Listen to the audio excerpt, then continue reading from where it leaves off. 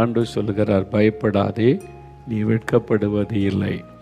என் மகனே, நீ பயப்படாதே.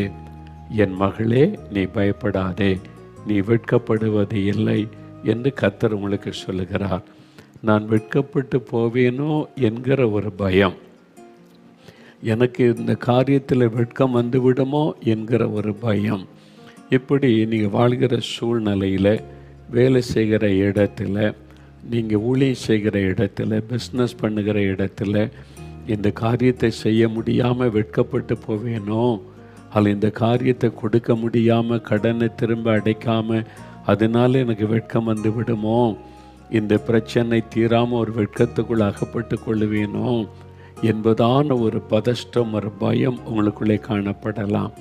அன்று சொல்கிறார், என் மகளே, பதஷ்டப்படாத, பயப்படாத, நீ வெட்கப்பட்டு போக நான் உன்னை விட மாட்டேன், நீ வெட்கப்படுவது இல்லை என்று ஆண்டவர் உங்களுக்கு வாக்கு கொடுக்கிறார்.